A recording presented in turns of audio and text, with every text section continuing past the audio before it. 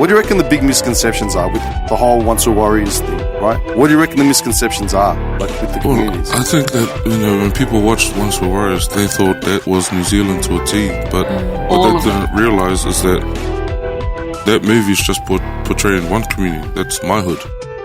We did grow up like that. Yeah. That's exactly, we had gangs everywhere.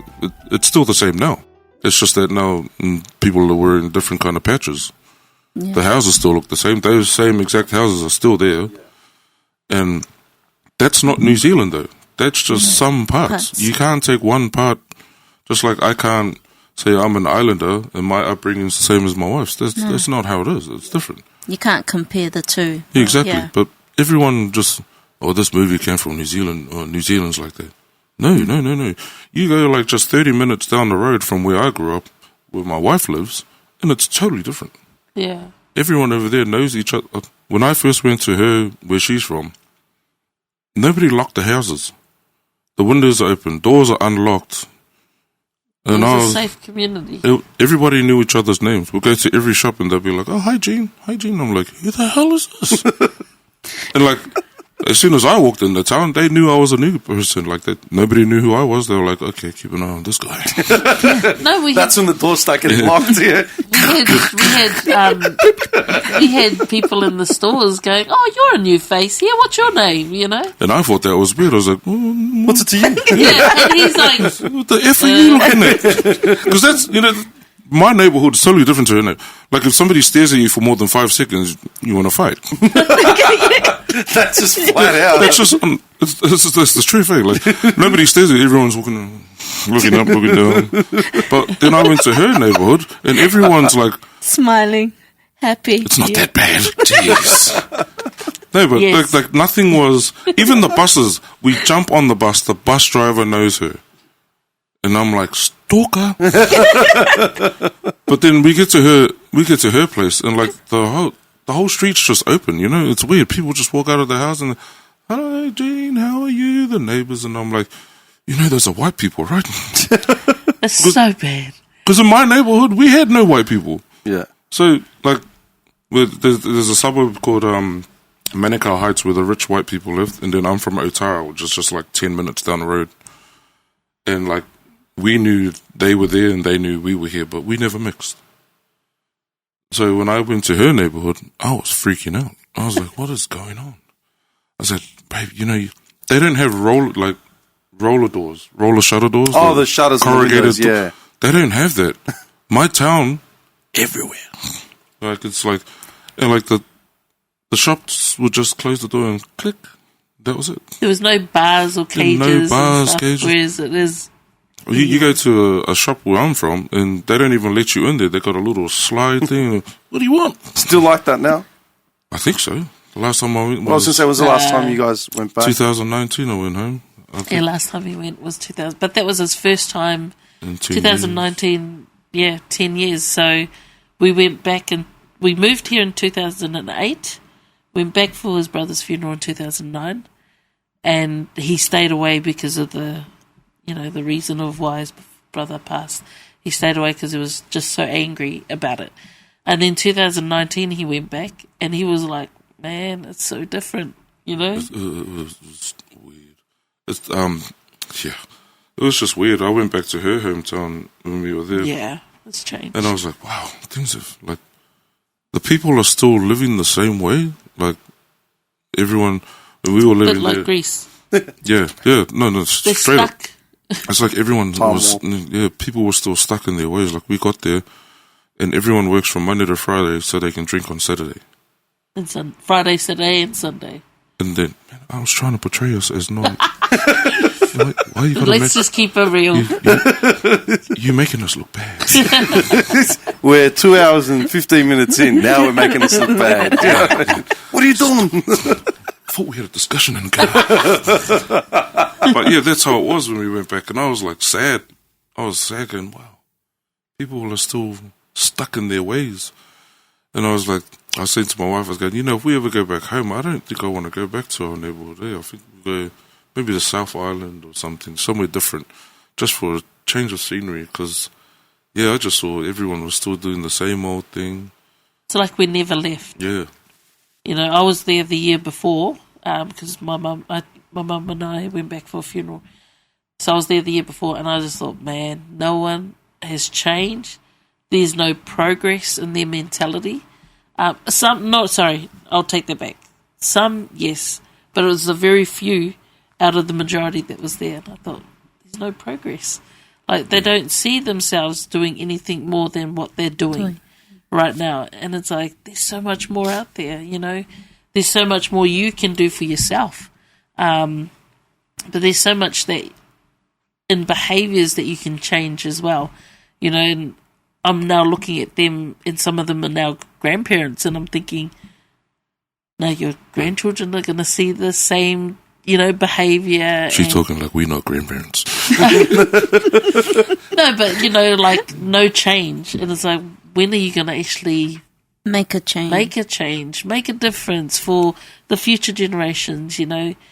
Because this is one thing that I remember being asked from my older brother. He's a pastor.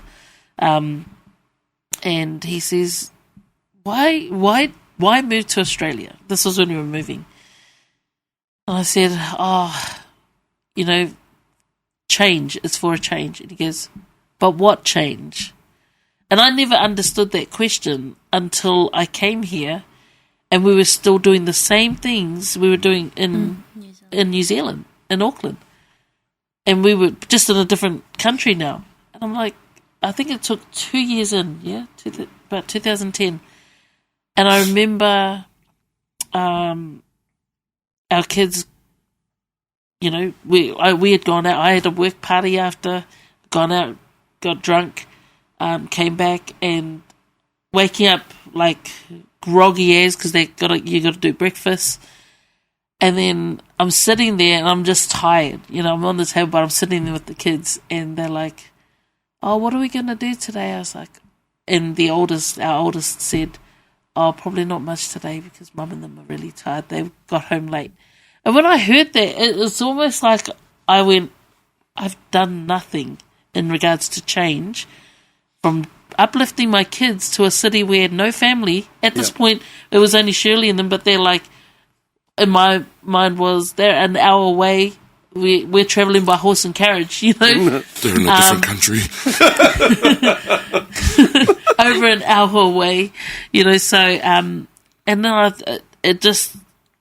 it hit me just hearing the words from my kids, and I thought, I got asked the question, so now I'm reflecting, and I got asked the question from my brother, and I said change. What have I done to change? You know, other than locations, what have I actually done? And that was the start to me looking at, okay, I actually do need to change some of these things, because I didn't want to, you know, have my kids see us this way all the time, you know, and that will be something that they carry and they'll do. So yeah, that was the start. That was the start of me changing and getting off the alcohol, and then cold turkey with the cigarettes as well. You know, our youngest had asthma, so it was no biggie for me to give up the smokes for him. Yeah. But it was the start of a journey. You know, I'm just going to say that. I've been I sort of think about that a lot, yeah, because I could have turned out a number of ways. Like, I got a twin sister, and we're chalk and cheese when it comes to, like, personality, right? And lifestyle. Like, she's married, 3 kids. She hasn't actually left Clayton, whereas I've moved around. I've done a bit different, you know what I mean? I was talking to a woman the other day, and I had about a 20-minute conversation with her, and by the end of it, I sort of jerried that she's around the same age as my mum, so she's in her 70s. She left Greece she was 16 when she left Greece. She came here.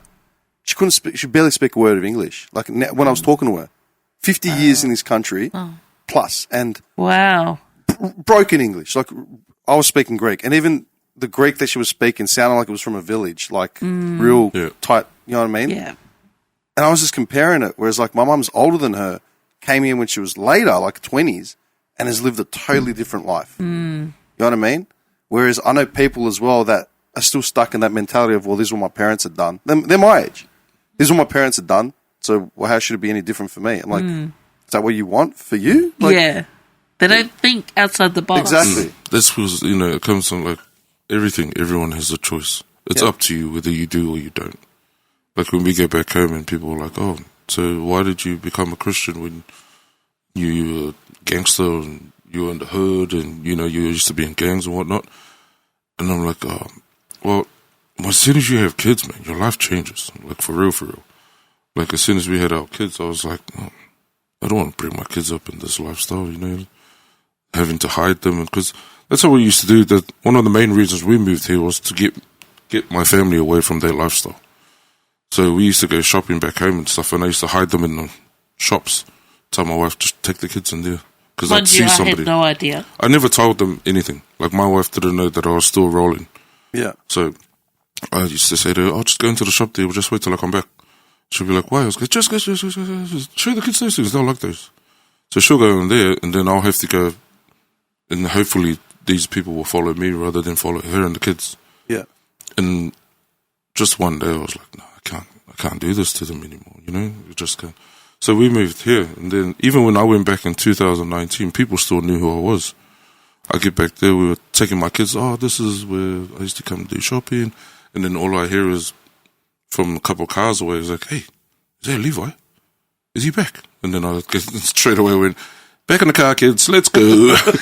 And that's I didn't want that life for them. So that's why one of the main reasons we moved here, because I wanted to get them away from, like, now they ask questions and stuff. My kids are older now, and they ask me, is that why you used to do this and that, this and that? And I go, yeah, because you don't need to see that. I want you to be kids when you're kids. When you grow up, then you can be adults when you grow up. I don't want you to live the adult lifestyle that you were dragged into because of your dad's choices. I don't want you to be involved in that. But Squeak, I know, like, I've known one of your brothers pretty well. Yeah. Yeah? And how do you reckon, and you were telling me before the differences between you and your sisters and the tats and your mum and all that sort of stuff, yeah? Because How do you think it's different? the younger three generations, they're born here. And us three older ones, we were born from the islands. So we pretty much learnt everything the hard way. How old was when you guys came here, though? She was a couple of months, going on to 1. Okay, so he didn't see the islands. He knows Australia. Yeah, he knows Australia and New Zealand, but more so Australia. Your two brothers are like chalk and cheese, though, aren't they? Yeah. I've always known that. But that's what I mean. There's a big difference between your brothers, considering one was born there and one was born here. Grown up in, as in. Oh, raised up, yeah. But, I mean, the three of us older ones, we're pretty much the same when it comes to moral values and family and that sort of stuff. Whereas the younger three, they're very much different. And I guess it's the generation difference and the way each generation was raised. Like, it's an influence as well. But not only that, like, our parents, their parenting skills, especially our mother, started to change when she had the three younger ones. Like, she was a lot harder on us. We used to get beaten if something wasn't done right, like things weren't put into place. You had to clean specifically how she wanted the house to be cleaned. It was none of this just clean around, the tray. You had to literally move the tray. Underneath. Yes, move the tray. And there was no such thing when it came to spring cleaning that, you just dust the cobwebs. No. You got to start from the ceiling to the wall to the floor. Now you mention that, you want to remember, somewhat, like when I think about the house in Clayton that I grew up in, I remember Saturdays on school holidays when, like, we weren't at Greek school, me and my sister would be on, like, cleaning patrol in the living room, and between us, one of us would, like, take all the fucking ornaments off, like, the mantle to dust, like Mr. Sheen shit underneath everything. Ma, we're out of Mr. Sheen. We'll make it work, and we'd physically... I remember, like, taking every picture frame off, dusting the mantle, then putting all the shit back on. Like, this was vivid, like, in my head. I couldn't imagine telling a kid to do that now. It was a must. Like, you tell a kid now to grab the vacuum and... They make a whole drama out of it. And telling you to bring the vacuum to me. Didn't tell you to use it. It's the end of the world when they have to lift the finger. Look how angry you look. Because I'm dealing that with my little one now. Like, son, can you grab the vacuum for me? I'm like, oh, bro. It's because you disrupted his game time. every time is this game time? The kid just wakes up, he literally wakes up, rubs his eyes and... like, what the heck, man? Let chills for Wash your bum first. No, but I mean, my younger 3 siblings, like, they're different. Mum became a lot more lenient with them. There was no hidings. Was that off the bat? No, but it's like, it's exactly how my aunt said it, you know, from the older generations, we all got it hard. As soon as it started, you know, going down the level, filtering down. Yeah, it just became a lot more easier, you know. There was no such thing as she felt like she needed to belt them, you know. She couldn't do that with them because I think maybe by that time, you know, they started talking about laws and abuse, child abuse, you know. So, and plus my younger siblings, they were a lot more vocal than we were. We weren't. You couldn't say anything back in our time growing up.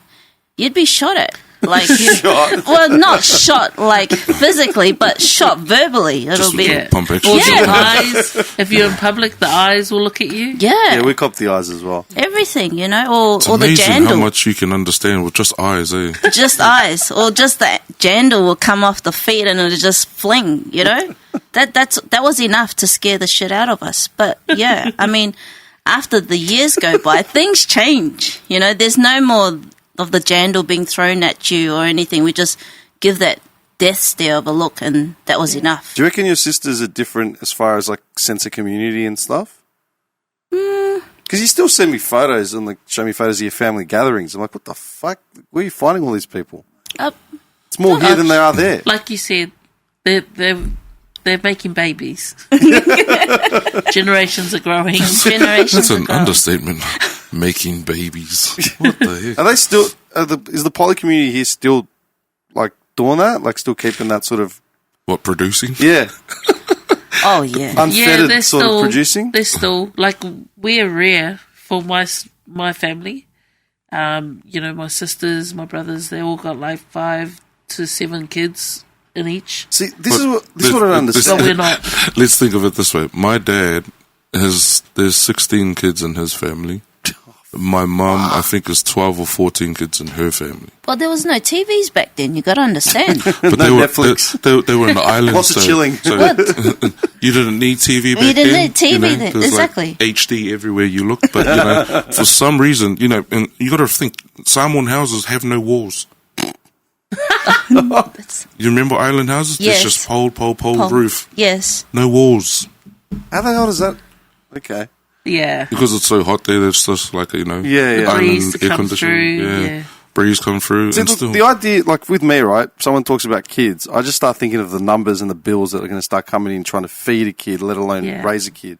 So how are these families having 7, 8 kids? I don't understand. Again, it's a change in generation. You know, they're in the islands, they're living off the land. They're providing for themselves anyway. They're sustaining themselves. You know, so...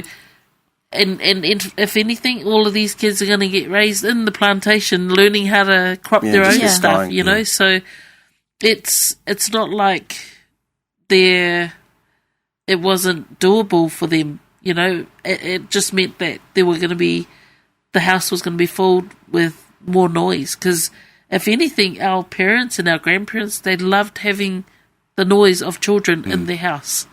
It's odd to not have it. You know, and my husband says it all the time, oh man, I wish we had our 8 kids. And I told him from the beginning. I've always wanted 8 kids. And I looked at him and I said, 8 kids. It ain't coming from me. It's a lot of Jordans, man. In a way, it's good because, you know, the youngest is like 12 and a half. Nearly 13. Nearly 13, but... The youngest is? Yeah. Well, I'm 17, so... Yeah. It's insane. But the thing is now, is because when we understand that when we have a child, it's a life. If you look at this day and age now, having a child doesn't mean nothing. Life doesn't mean nothing, you know. They already taught that, if you don't want it, you can abort it. Yeah. Our generation is taught as soon as you're pregnant, the child's already alive in you. So right from the time my wife carries, my job is to make sure when the child comes into this world, it has food, clothing, a roof over its head. These days, you can't even talk about a child without someone saying, oh, it's so much work, it's going to be so hard, you're going to struggle. You know, they don't celebrate the life that's there.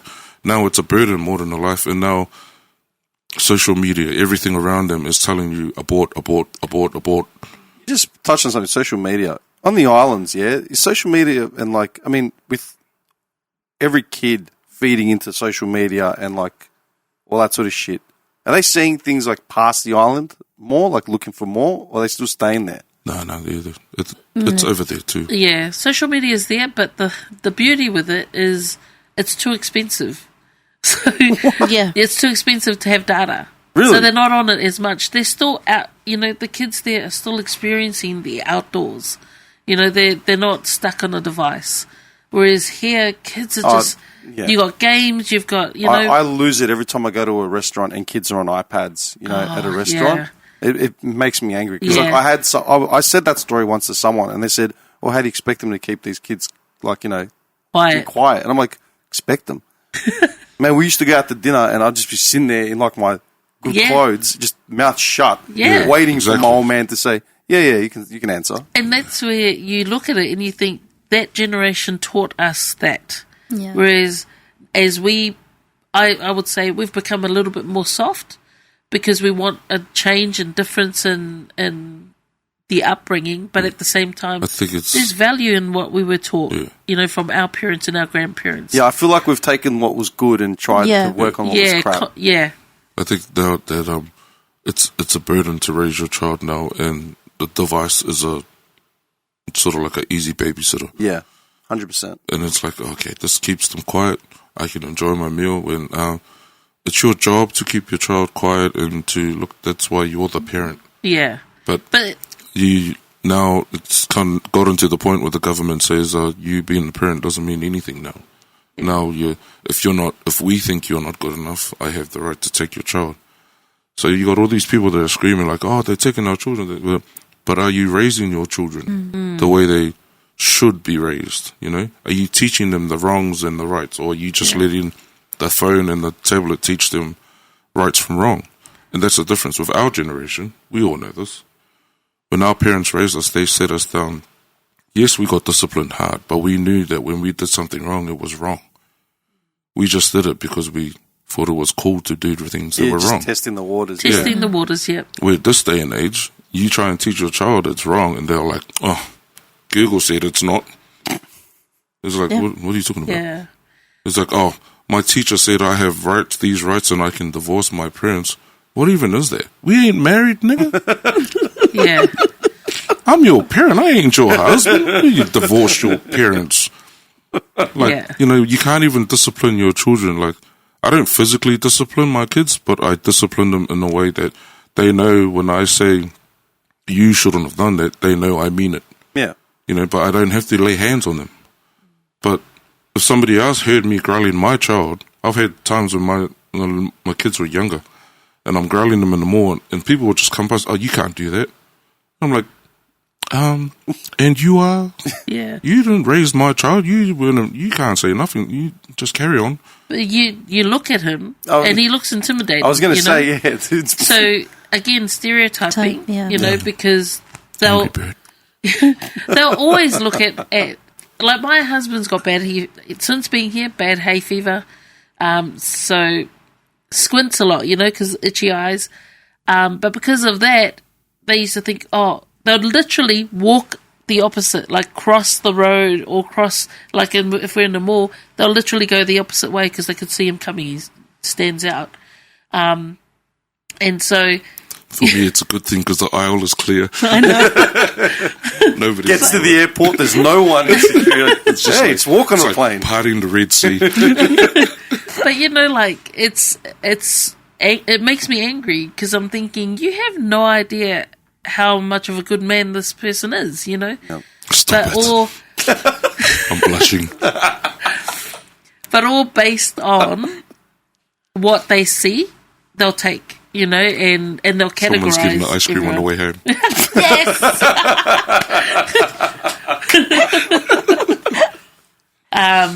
but yeah, it's frustrating, in saying that as well, because everyone always, they've always got to judge a book by its cover. And it's like, don't judge a book by its cover. You have no idea. I was going to say, before you mentioned, was it Kiwi Daddies, that group? That's a Facey group, yeah? Yeah. Do you reckon, you said that the current gen of polys are like talking more, yeah? What do you reckon the ongoing gens should be doing more of in order to combat like all the issues, like the domestic violence and whatever? Is the talking an open forum now? Well, you mentioned the group, but that's like, it's specific. That's We're very open with our kids at home. Yeah? Yeah, we have, like I said, dinner time as well. There's no phones on the table. It's actually our time to connect, but we also just do that naturally. Where we're always sitting with our kids, finding out how their day is. Our oldest one, I reckon, out of the three, probably had it the hardest. So 4. Huh? Out of the 4. Oh yes, our goddaughter, He knows how many checks he writes per month, man. So our oldest is probably the one that copped it the most. He was raised in the lifestyle we used to live before Christ, and so the others saw us when, like our daughter, and who's 19, and our youngest has no idea. They never saw that way of us. So he pretty much copped it. He copped it from us on how we used to be. He used to get the hidings, and I mean, not the beat downs like what we've already spoken of, but he'd get a hiding if he was doing something wrong. And so as the generations, as we get older, and this is even thinking about, like what you guys were saying earlier, the older we get, they say you do get wiser, but also with the younger three, siblings, now that mum's older, so I'm wearing her today, she's with me today, she's gotten older, she's a bit more tired now, so things are going to change their way of thinking. The law that's out about disciplining your kids, there's all of these things that play a part on why there will be differences from the older siblings and the younger one. It's a bit like me, but I think I was pampered. Do you guys think booze is an ongoing issue within poly Absolutely. communities? Yeah. Oh, Absolutely. Where do you reckon it stems from? Just like years of what's it called? Repression, like taking on and not talking about shit? I think No, it started from the islands as well. They had kava. They got their own homebrew that they used to make. Kava's tongue. Yeah, well, that's what I know. Kava. Because I'm not. You say bite of that ice cream now. No more sprinkles for you. Sprinkles are off to the boat. So what do you call it? Ava. Oh. Yeah. But, and the cooks, they made homebrew, so alcohol is a massive factor even from our grandparents. I don't know before that. I think even though alcohol and that was in the homeland, it wasn't abused as it was. Yeah. So I reckon when our parents came over from the islands, so let's just say my parents, come over from Samoa to New Zealand, there's no pubs and bars in the islands. So they come over here and then they get introduced to it here and they realize, oh, okay, so I just need to go to this one place and there's beer on tap. Yeah. Where in the islands, you drink with your family sitting next to you. Once it's finished, it's finished. That's it. But now you've got an unlimited supply. So now you're like, okay, so now I'm just going to, because I like this feeling, I'm going to keep going back to get this feeling. Mm. But then it triggers other things, anger and, stuff like that. Do you reckon it's an issue here in Melbourne? Yep. I think it's a worldwide issue. Worldwide issue, yeah. Alcohol, I think in all cultures, because every culture is introduced to alcohol. So alcohol in its entirety is a massive issue. Okay. Regardless of what culture you're from. But definitely in the Polynesian, they just don't know how to say I remember when. 30 years ago. Do you know what I mean? I remember what Clayton was like 30 years ago. It was fucking bad. Yeah. That's why I don't know what's going on now. That's why. It's just, like my husband said, in the islands, you shared one bottle between probably 10, 12 men. whereas that one bottle would be for one person now. Yeah. You know, they just don't know when to say when.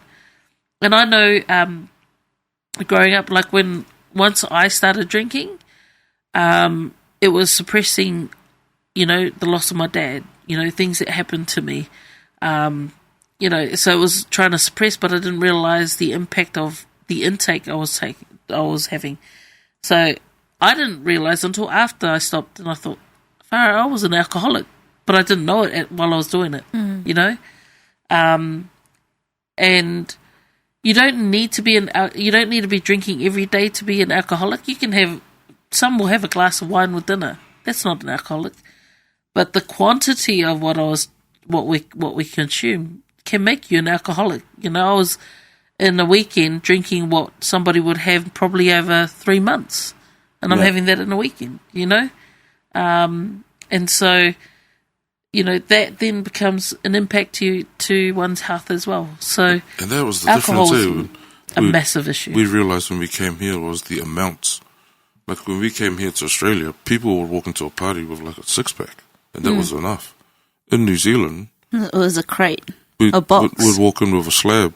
Like, because a slab in New Zealand is like $20-$30 for a slab. Alcohol's so dirt cheap. You can in New Zealand. yeah. We're like, paying $60 for a slab before. no, you can get a dozen of. Well, that was back then. It could have changed by now. Like you could get a dozen of Woodstock, the 440ml cans. Yeah. And in New Zealand, they go up to 12%. Or even higher, I think. Yeah. And that's $20. Woodstocks were rocket fuel back in the day, man. Yeah, we had worse ones then. That was the long neck of the. That was like the 40-ouncer of Clayton. The Yeah. Woodstocks. Every house party we ever went to, everyone had Had cans of Woodstock. What was Woodstock. that other one that they used to have? The small ones. They had like the size of the small Cody's. red Cody's. Cody's. It's called Cody's. That was There was the you know the small Red Bull cans? Yeah. We had those cans, but those were 12%. So And it was that size, the $20 for a small- dozen. Yeah. In that little dozen? can. A dozen. $20. That was back then. So now we're going back to when we left New Zealand in 2008. I reckon it's still the But same. alcohol is still cheap now. It's really that we've been it's told from family and ridiculously friends. cheap. Like you come here, $60, $70 a slab. You go to New Zealand, you get like 2 slabs in a bottle with it. For that kind of price, yeah. Yeah. And that's why people back home, like, they get smashed all the time because it's so cheap. And it's the easiest way to suppress your feelings, to numb your body, your pain. I got a question, man. This is a broad one as well, yeah? Like, I know you guys, like, the poly community is very much about culture, music, church, like all that sort of stuff. Are you guys raised to sort of seek outside influence and just like, you know, going to museums in the city, going like reading about other cultures and things like that? Is it part of Yeah, it? it's part of In our New schooling. Zealand. Yeah? Yeah, it's Part in of our our school schooling. system. Like, because we're in New Zealand, we learn about Māori culture, even though it's Yeah. not part of our culture. Like, the thing with New Zealand is, like, we embrace all cultures. The one of the first things, and I'm not being biased to Australia because I love this country, they did a lot for me. But when we moved to Australia, But yeah, I didn't mean to offend you. When we moved to Australia, it was, I'm going to use that one for a while. When we moved to Australia, it was we noticed the difference. Like in New Zealand, I'll say to Cheryl, if we didn't know each other, she'll go, "I'm cooking." I'll go, "Hey, kia ora." yeah. And I'll say to Samoan, "Hey, talofa." Over here, I say to someone, "Oh, I'm Samoan." They're like, "Ugh." "Oh no, it's crazy people." You know, that's the thing I used to get. I used to go, "Hey," and I had I used to work at this warehouse, and I had a Greek fella say to me, "Why do you Samoans always fight? Like you always say that you are strong." And I was like, "What do you mean?"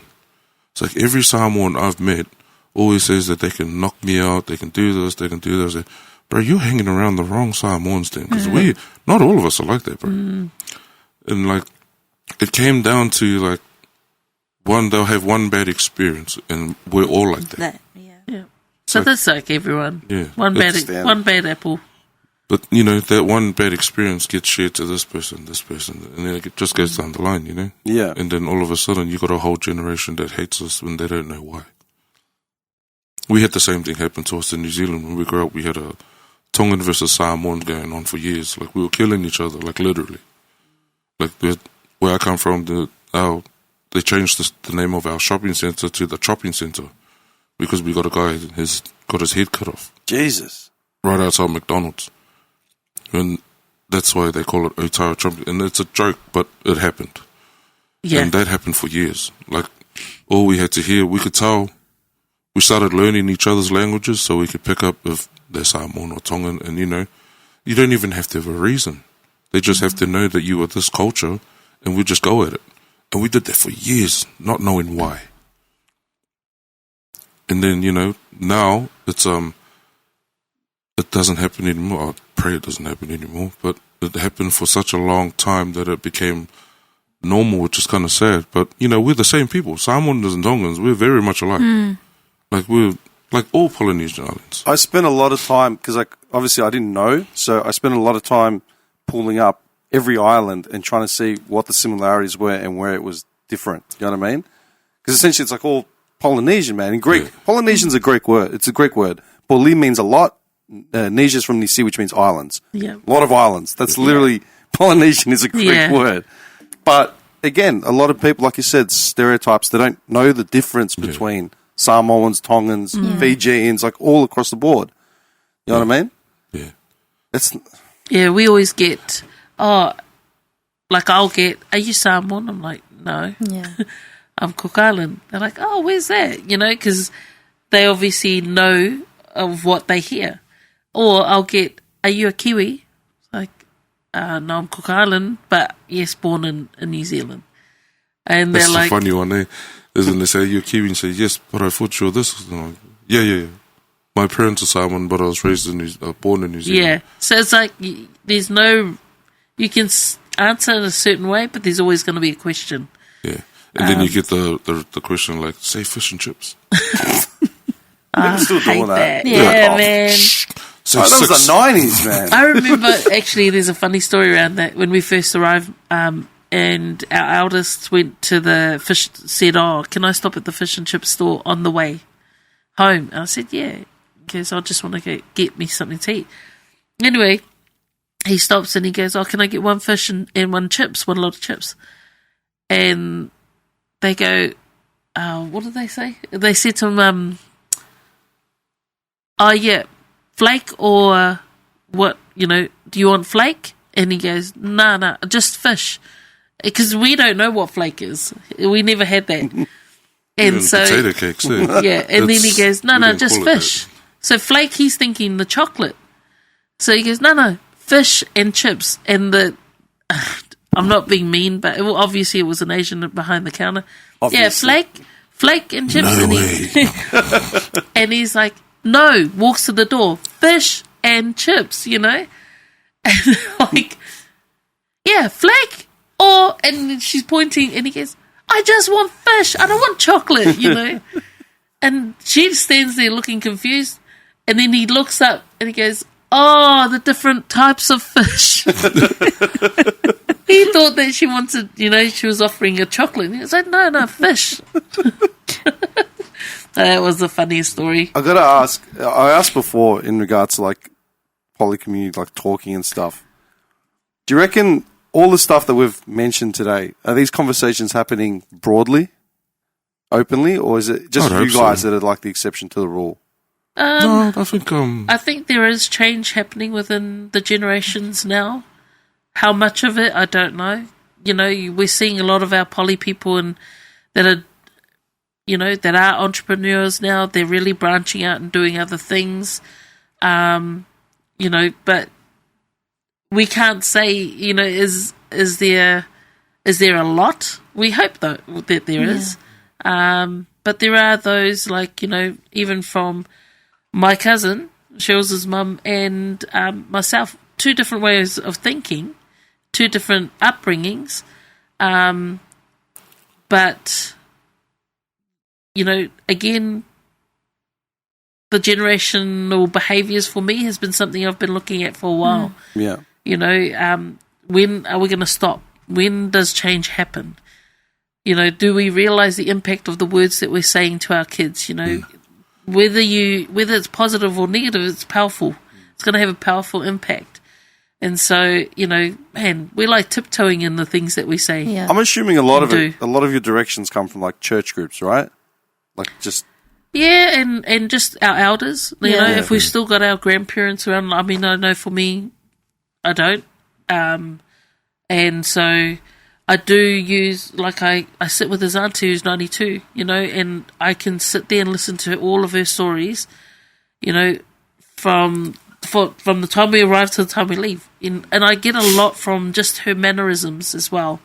And I think that's the difference too, is that our generation, we're still willing to go back in order to go forward, if that makes sense. yeah.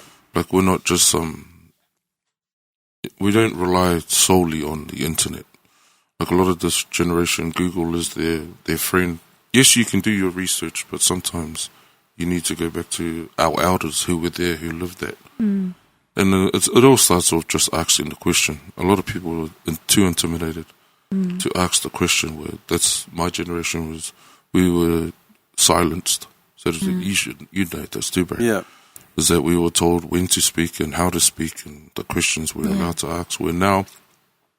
We're allowing, like for my wife and myself, we allow our children in the conversations, like, To ask questions. yeah, we allow them to ask Yeah. even the questions that we were told not to ask. Yeah. So at home, we tell our kids, if you have something on your mind, please don't hide it from us. Talk to us.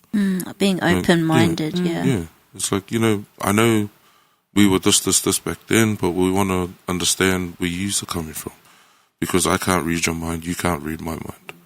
And so we're hoping that a lot of families now are just allowing the children to speak, because if we don't let them, then who's gonna? Yeah. We've already got the government telling them how to think and how to speak and how to live their life. Control. Yeah, that even though you're born with a penis, you're not a guy, you're a girl.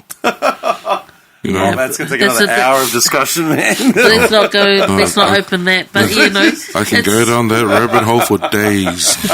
But it's But that's how things are now. Yeah. Like, the children now, because they live on their devices, they're influenced in such a way that their thinking is changing. They're told how to think. They're told how to feel.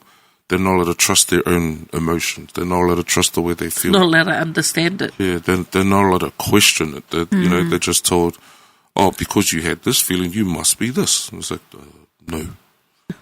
It's not how it works. It's just a different form of control from, say, what, the Yeah. next generation before. Yes, Yeah. yes. It's Yeah, just gone that's it. the other way. It's That's it. And totally different way. But now people all over the world can have that control over your children. because all So of a there's sudden, danger in regards to, like the difference of taking your child out to dinner and they're on an iPad. What are they taught at home? Because if you taught them right at home and you showed them how to behave, that and a lot of the times people don't know how to say no. Like parents don't want to say, mums and dads don't want to say no because they don't want their children to react. Well, let them react, and then you correct that. You show them what's did right and what's overreact. wrong. But that's why we have a lot of parents now, because it's like that's the hush device that will keep them quiet. Well, how are you going to be able to manage them? How are you going to be able to teach them and parent them at home if this is what you're constantly doing? I saw that with my niece when she came from Sydney. I said, babe, nah. Stop giving the device, because she'd come, my niece's daughter would come, and she's like, Amelia, she started the first day, and I said, what's wrong with her? And she said, oh, she wants the phone. I said, well, where's the phone? She goes, it's dead, it's being charged. And she's rolling on the ground. I said, Amelia. She looked at me, and I said, no. And she goes, and looks at her mum. I said, no phone. And she just stood there in shock. And I said, in the house, you use your inside voice. Okay? No screaming. And that's all I said. And as soon as I'd go, Amelia should stop. And throughout the entire time, it was a simple teaching of something that changed that behaviour. And then it was, find alternatives for her. She doesn't need the phone. Like, I know for us, it was even for us just sitting and engaging in playing with a toy with the children. You know, that's what we did. It wasn't, find a device, you know. But when cooking, we'd have the TV on so they could, you know, watch something while we're cooking. Whereas now it's throughout the whole day, a device. And it's crazy to think that this is what's happening with the generation, you know. They hear, and so when my son showed me to talk about the certain sound, cocoa melon would come up and the child would run. I thought, you know, like that's what they're used to. Kids are used to Zoom. Those that were born during COVID, they're used to devices and seeing people on there, so they're like naturally engaging. I know, and then they see these people in real life and they freak out. Yeah, and they're like, "Oh, you're bigger than the screen. You're too close. Move away." I think we need a healthy balance. I mean, I've said it before. I remember when I was a kid, and I was used to say, because like I remember sending letters to my grandfather in Greece, like writing cards out for Easter a month before so they could get there in time. And I remember saying, imagine if we had like a TV or something and we could see like, our, you know, and now 30 years later we're doing it, right? It's a healthy balance. I hate TikTok. I hate all that shit. It's mind numbing, but I appreciate the technology we have. It's just about learning to manage it. yeah, Get what we can. You know what I mean? Yeah. Like you said with the booze thing, you know, like you went to NZ and all of a sudden there's bottle-os everywhere instead of just one bottle. It can be a good thing, but it's also a very bad thing. You know what I mean? Yeah. I think They're self-control. You need someone to break the cycle, really, because it takes one to change a lot. You know, if one person can change, then a lot of other people can change too. It's just sometimes nobody sees the change in anybody. Everyone's doing the same thing, so they expect the same thing. I was going to say, Squeak, your sisters are probably like the middle gap between kids and like our gen, right? Yeah. They're probably the closest thing. What's their attitude like towards just, you know, work, family, like all that shit? Oh, I can't really. Yeah, you can. I can, but I can't because, I mean, my version compared to their version is two different things. But that's what I'm saying. The way I see it is how I see it. See, I see everything black and white. If someone says something to me, that's how I see it. That's how I read it. They're very different. They're the opposite of the 80s, the 90s, baby. They're the very opposite. You know, I won't say just them, but speaking within their generation, there's no respect. There's no respect. There's no morals. There's no values. And I'm not saying that they're still like that, but in due time, like as my aunt and uncle said, you know, it takes one to make a change. And so being open with them and discussing things and what have you, it actually helps them to understand what we went through and why we are the way we are. So, and it helps to break the cycle. So for me, I'll take the good of what I've learned from my parents throughout the years and I'll leave the bad. So I'll take what's going to benefit me in life and I'll teach that to my siblings because our mum's no longer here. Are your siblings getting it? They do. They do. But at the same time, they need to figure it out for themselves. I mean, we have this famous saying we have in our family. It's the choices you make. You know, we can only say so much, but at the end of the day, it's their choice. They got to make the right choice for themselves. We can only say so much. We can't override their life. It's harder too when you're a sibling trying to teach your siblings something. Yeah. Because they'll be like, "Oh, what do you know?" Yeah. You know, there's I have You're the just same. my sister or brother. Yeah, You know? yeah. They. Yeah, it's the same with me and my siblings. Like my younger sister, I have the same issues with her. Like She here or she over there? she's back home in NZ. You can give them all the advice in the world, but it's up to them to take it in, or because she'll say one thing to them, and we know this for a fact. She'll tell them something. My wife will come and tell them the same thing, and they'll listen. Yeah. Yeah. And it's like, but your sister was just saying that. It was like, it's different when they're fed from a sibling than having the information be passed on from our aunt, because like it was spoken before, our elders, we respect them. You know, we were taught to respect our elders. But along the way, you know, my attitude is along the way it changed, because you know, every man or woman, aunt or uncle was your aunt and uncle. And then it got to a point in my life where I was like, no, I want to know how we're related. If we're related by blood, then I know you're my aunt. If we're not, then I call you by your name. You know, the sense of respect started drifting away in my perspective because my attitude was, you're my aunt by either marriage or by blood. That's how I will acknowledge you. There's some that would just call everyone aunt and uncle just for the hell of calling them aunt and uncle because it's a respected thing. Like that's how we don't do first, second, third cousins. Yeah, you're either related or you're not. No. Once you know you're a cousin, your kids are our kids. So, you know, and that's how we bring them up. You know, we will. If your child's in our care, we treat you like our children. There's no separation in any poly house. You know, your kids are our kids.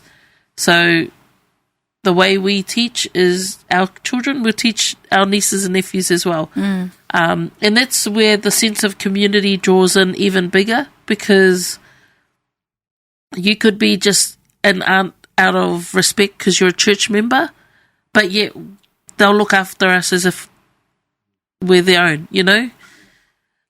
So, you know, community is massive, but like Cheryl said, then you get to a point where you need to understand who's actually blood related. Too many liberties. Yeah.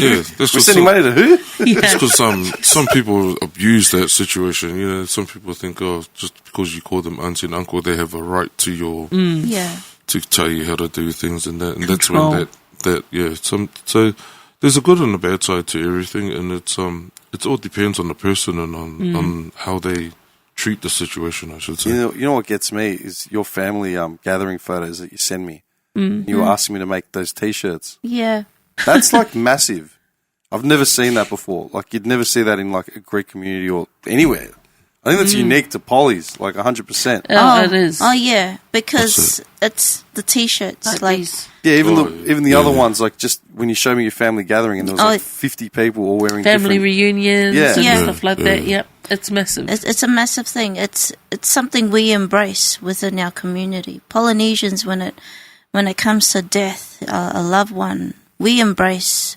It's a celebration of life for us. But even before that, even when you went, I think, to Sydney or something, remember? A reunion. That was a reunion. Like you actually had a reunion. Yeah. You know what I mean? But you see, they enable those things for a specific reason. It's not just so you unite with your family. There's a reason why they put that in place. Well, our one, it was put in place because my grandmother is one of 18. Yeah. So back in those days, no TV, no TV. Yes, you're right. But no she was TV, no heaters. And so then there Too much cover. Man, let it speak. And there was too much interaction between cousins, you know, first cousins, second cousins. That was the whole purpose of having a family reunion, so that each line will know that how they're related, so that it will stop the incest. It'll change the meaning of keeping it in the family. Are you serious? Like that's literally the motivator for it? Well, to understand where you come from. Yeah. It's really understanding where you come from. Your family lines. You know, your family lines. How you can teach that to your kids, where they came from. So it's really so they know where they originated from, because they know, our elders know, as we start to widespread across the world, you know, UK, America, Australia, New Zealand, wherever, Philippines, you know, as we start to go, we drift, and then these people may not necessarily gather with us, you know, everyone gets the invite, but they may not necessarily come.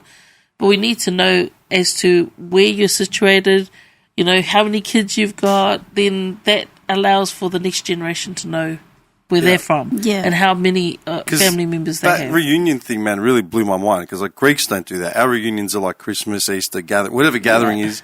All of a sudden, like, just people start turning up to your house, parking on your grass and breaking all your glasses. What the fuck's going on here?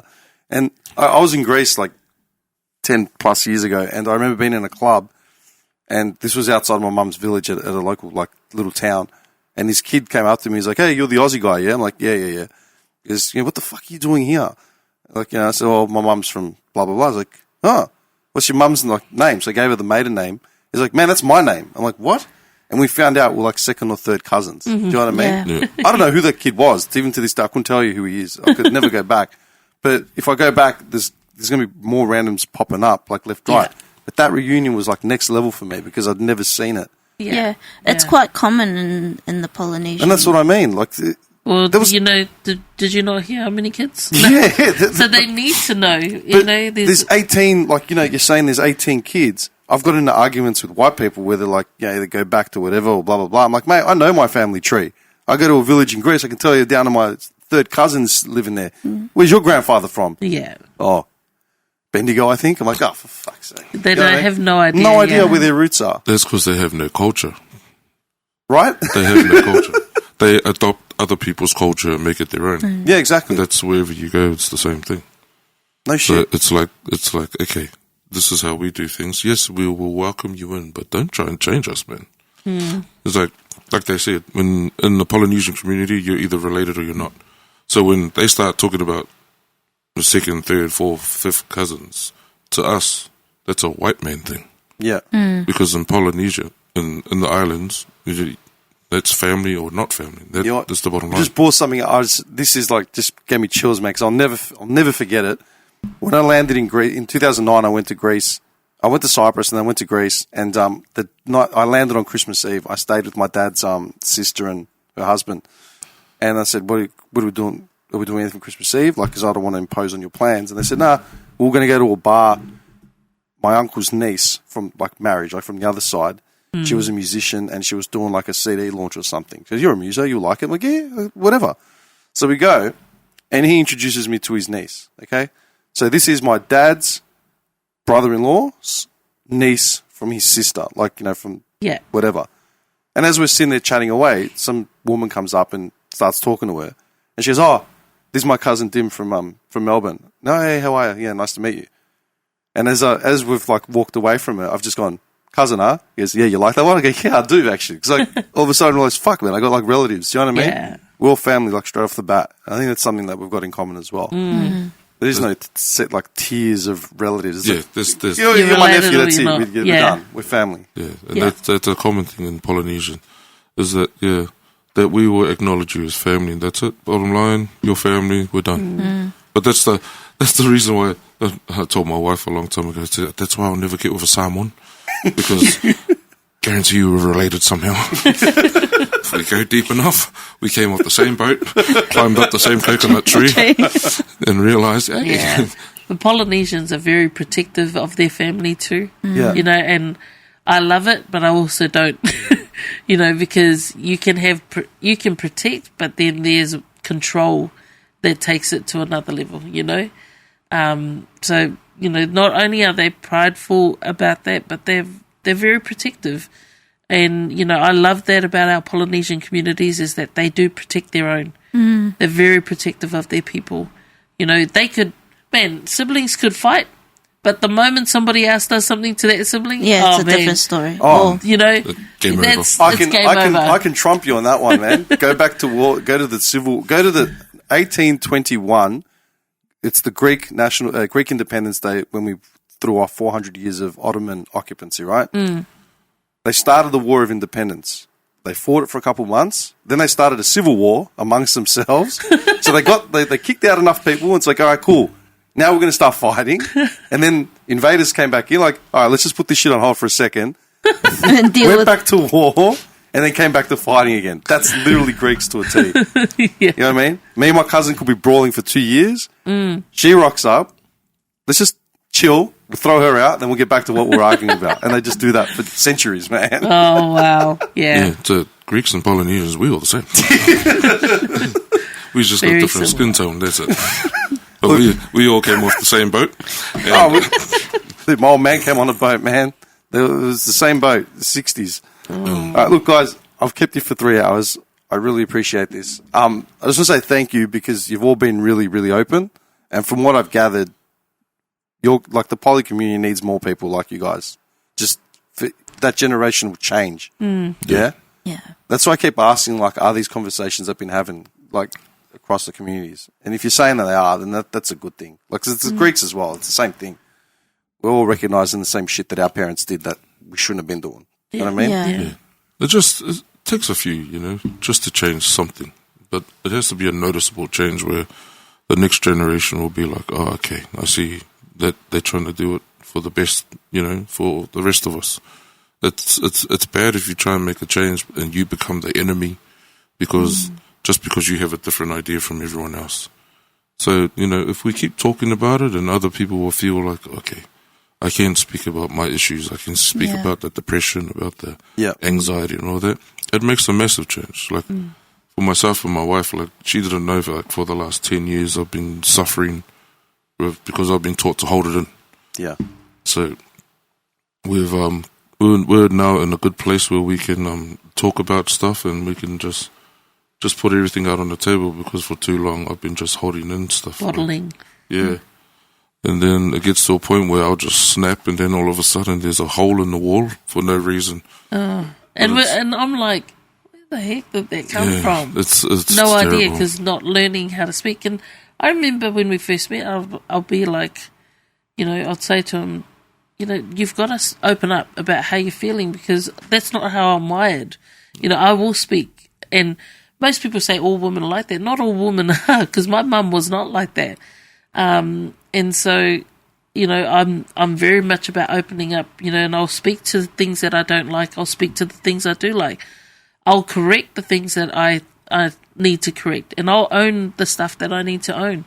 But I don't want it to be, where things need to change and we don't change it. We sit in silence and think, oh, I'll just wait until it's a good time to speak. Man, speak to it. Like, change has to happen at some point. And if we're talking about, our, where our kids are heading, if we don't change something, then they're going to carry it. And I don't want our kids to carry what isn't theirs. Emotions, baggage, whatever it might be, behaviours, it wasn't theirs to start with, but we've made it theirs. You know what I mean? So we don't want our kids taking on our baggage, our luggage, and also we don't want our kids to be taught how to think by other people. We want them to know that them having their own thoughts is not a bad thing.